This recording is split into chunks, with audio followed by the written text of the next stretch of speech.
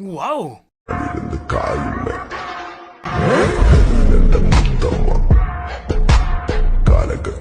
Let's go. আসসালামু আলাইকুম guys. তো welcome to back to my channel কেজে সৃষ্টিপুরে আপনাদেরকে স্বাগতম। আবারও চলে আসলাম একটি নতুন ভিডিও নিয়ে। তো প্রথমের ছবিগুলো দেখে অবশ্যই বুঝতে পেরেছো কোথায় গিয়েছিলাম আর কেনই গিয়েছিলাম।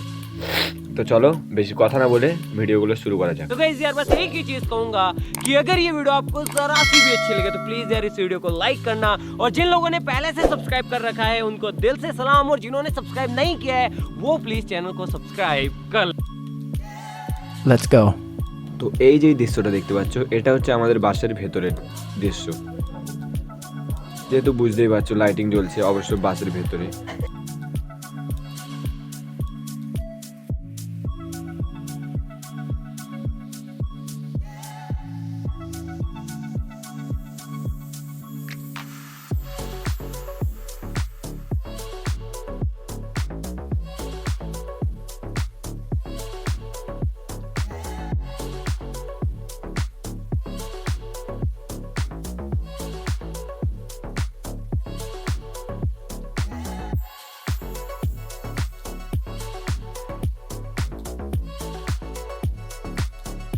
তো চলো বেশি কথা না বলে ভিডিওটা শুরু করা যাক। তো প্রথমে যে ঘরটা তোমাদেরকে দেখাবো ঘর অথবা এটা কবরস্থান, যেটা মানুষ আছে কবর আছে 1100টি।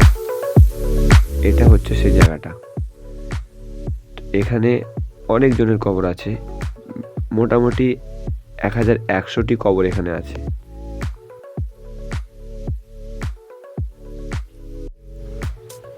তারপর এই যে বাড়িটা দেখতে পাচ্ছ এখানে মির্জাপুরকে মারা হয়েছিল, অর্থাৎ এখানে মির্জাপুর মারা গিয়েছিল। আর এই যে বাড়িটা দেখতে পাচ্ছ এটা হচ্ছে মির্জাপুরের আসল বাড়ি। আর এটা আমার মতে আমার সম্ভবত জানা নেই। আর আমরা এই ঘরটা ঘুরিনি, তার কারণ আমরা হচ্ছি মুসলমান। এটা হচ্ছে হিন্দুদের একটা রাজবাড়ি, যেহেতু আমরা হিন্দু না, তাই আমরা এই যে ঘরটাতে ঘুরিনি বা এই ঘরটাতে আমরা ঢুকিনি, তাই এর সম্বন্ধে আমাদের জানা হয়নি।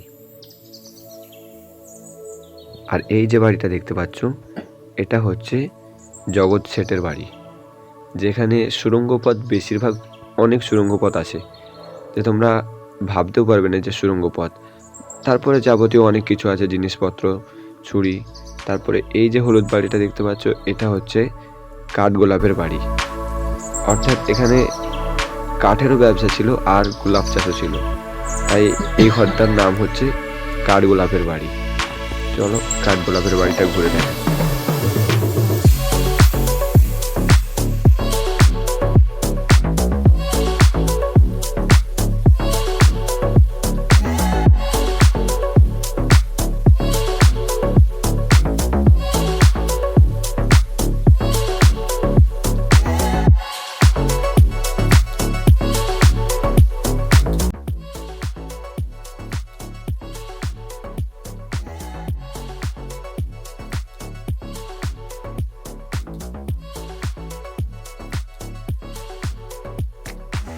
এটা যেটা দেখতে পাচ্ছ এটা হচ্ছে একটা সুড়ঙ্গ পথ, যেখান থেকে এর ভেতর থেকে পানি আসতো। আর শুনেছি এটা থেকে ব্যবসাও করতো, মাল পাচার করতো। আর এখানে রাজাদের মেয়েরা পানি আনতে আসতো।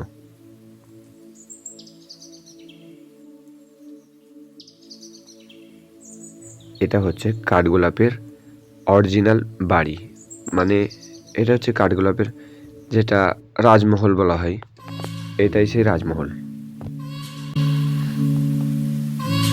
আর এটা হচ্ছে সে রাজার রান্নাঘর। ভাবতেও অবাক লাগে এত বড় রান্নাঘর, তার মানে ভাবো কতজনের একসাথে রান্না হতো।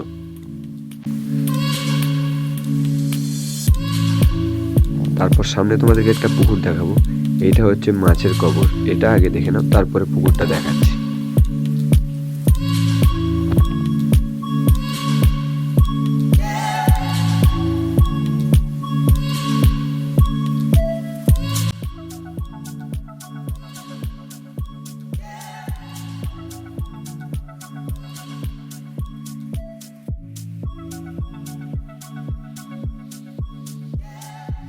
আর এইটা হচ্ছে কাঠগোলাপের সব থেকে পুরাতন গাছ, যেটার বয়স হচ্ছে 156 বছর। মানে এই যে বাগানটা আছে, বাগানের যত গাছ আছে সবার থেকে এর বয়স বেশি, আর এটা থেকে একটা আতরও তৈরি হয়। তারপরে ভাবো, ঘুরতে গেলে তো মজাই হবেই। তো কাঠগোলাপের বাড়িতেও এরকম স্পিড বোট রাখা আছে, যেটা প্যাডেল বোট, স্পিড বোট না, প্যাডেল করে করে তোমাকে ঘুরতে হবে। পা অবশ্য ব্যথা হবে, তোমাকে মেনটেন করতে হবে। তো তোমরা যদি যাও তোমরাও চাপতে পারো, মাত্র 25 টাকা টিকিটে। তারপর মুর্শিদাবাদে যাওয়ার মেন উদ্দেশ্য হচ্ছে আমাদের হাজারদুয়ারি, যেটা সব থেকে বিখ্যাত। তো আমরা তো হাজারদুয়ারি গিয়েছিলাম বেলা 3টের সময়। চলো তোমাদেরকে হাজারদুয়ারি দেখাই। তবে হাজারদুয়ারিতে ঢুকতে গেলেও কিন্তু টিকিট লাগে। সেই টিকিটের দাম হচ্ছে মাত্র 30 টাকা। টিকিট তোমাকে একটাই কাটতে হবে, একটা টিকিটেই তুমি সব ঘুরতে পারবে। তবে ঘরটার ভেতরে আগেও যেন ভুলে ঢুকবে না। ঘরে ঢুকে তুমি কিন্তু ঘরে ঢুকলে আর কিন্তু ওই ঘরটার ভেতরে ঢুকতে পারবে না। একদিক দিয়ে ঢুকবে আর একদিক দিয়ে তোমাকে বাইরে যেতে হবে। আগে বাইরে ঘুরবে, তারপরে ঘরে ঢুকবে।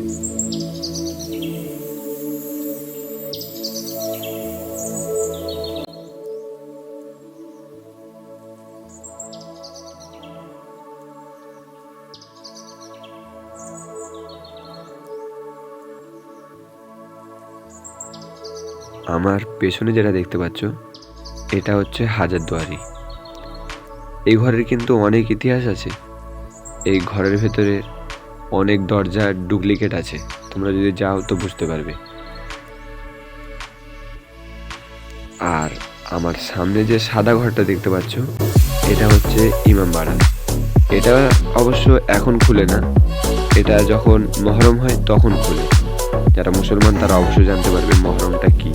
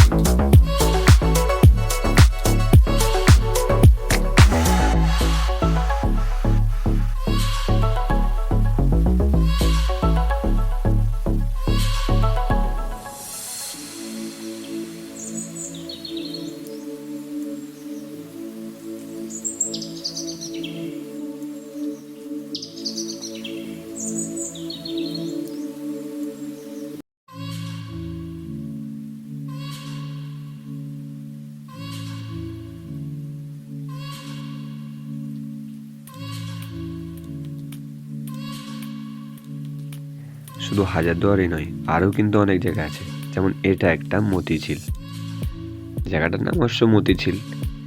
ভেতরে ঝিল আছে, ফুল বাগান আছে।